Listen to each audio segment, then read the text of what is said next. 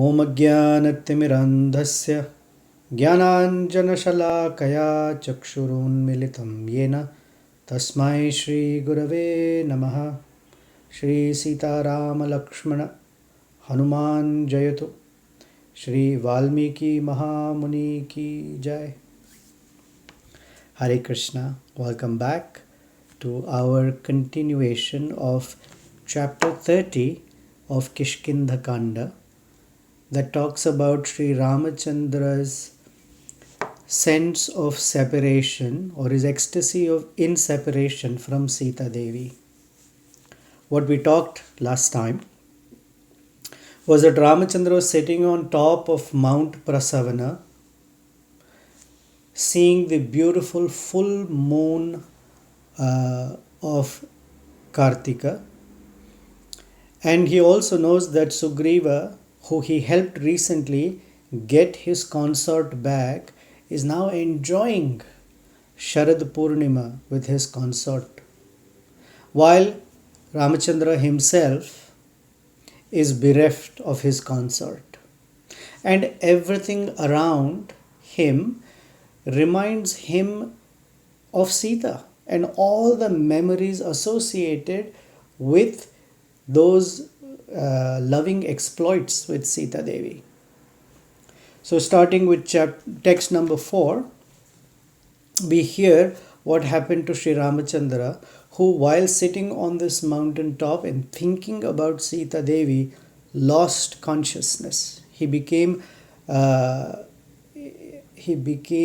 so overwhelmed by the grief of separation that he lost consciousness. And now Satu samgyam upagamya muhurtan matiman punaha manastham api vaidehim chintayamasa raghava. But Ramachandra, having regained his senses again, after a while, who is very steady in his mind, Sri Ramachandra, started thinking about Vaidehi, Sita Devi, who of course always remains in his heart, Manastham. She is not there with him physically, but she is always there in his heart. So this verse talks about certain paradoxes. One is Valmiki assures us that Sri Ramachandra is Matiman. Matiman means one whose mind is always alert, or one who is very, very present, one who's of a steady mind. Such a Matiman had lost consciousness, and he came back to his senses out of his agony of separation. So one may think that Sri Ramachandra is any ordinary human being who gets bewildered or sad out of some grief. So ordinary human being is not Matiman. Sri Ramachandra is. However, tu samgyam upagamya, he came back to his senses. And after how much time did he come back? Muhurtat. Muhurtat can mean very quickly he regained his senses, or Muhurta is also understood to be 48 minutes. Since we are talking about ecstasy of separation, in this context we will take Muhurtam to mean 48 minutes. So after almost 48 minutes, Sri Ramachandra regained his consciousness and started thinking about Sita. Chintayam asa, as he was thinking about Sita, who, although is not by his side, the paradox is that she is always in his heart. Manastham api. But she is always in his heart. And then Asinah Parvatasyagre Hemadhatu Vibhushite Sharadam Gaganam Drashtva Jagama Manasa Priyam. Again, there are some paradoxes here.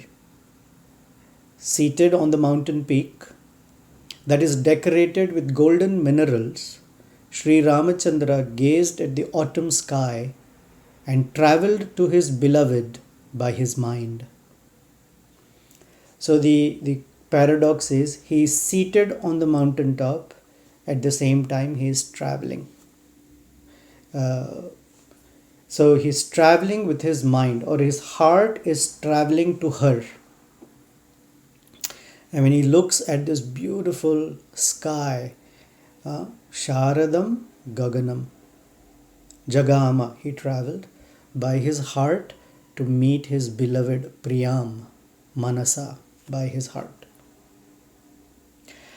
And as his mind was going to Sita in a very strong way, Drashtvacha Vimalam Vyoma Gata Vidyut Balahakam Sarasa Arava Sanghushtam Vilalapa Artaya Gira. Looking at this clear sky all around, which was free of any lightning or dense clouds, and which was filled with the cackle of the flocks of Sarasa or cranes, Sri Ramachandra cried Vilalapa in a pitiable tone, Artaya Gira. So this fantastic Veera, who in 1.5 muhurtas killed 14,000 demons that Kharadushana Trishiras had brought with them and themselves as well, sitting on this shining mountain peak. It was shining because the full moon light was reflecting off the minerals on the mountain peak, and the whole peak was shining. It was such a romantic situation, and because his consort is not with him, he began to cry in a pitiable tone, Vilalapa Artaya Gira. And in that crying, he is talking to himself.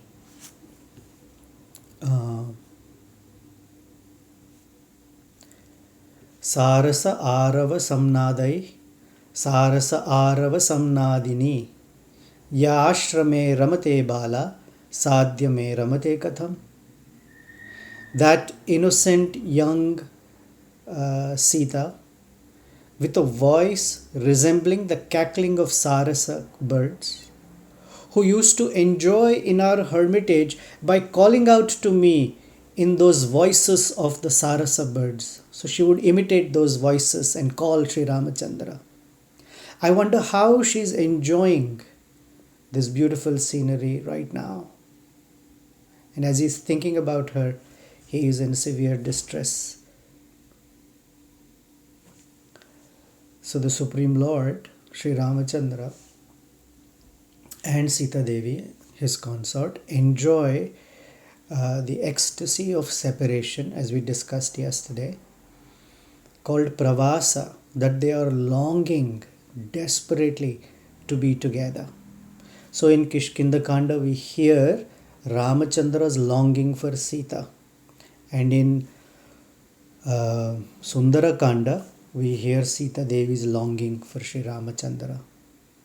So I leave you with this to meditate on and to visualize Sri Ramachandra's agony and ecstasy, but ecstasy in or of agony of separation from Sita Devi. Hare Krishna.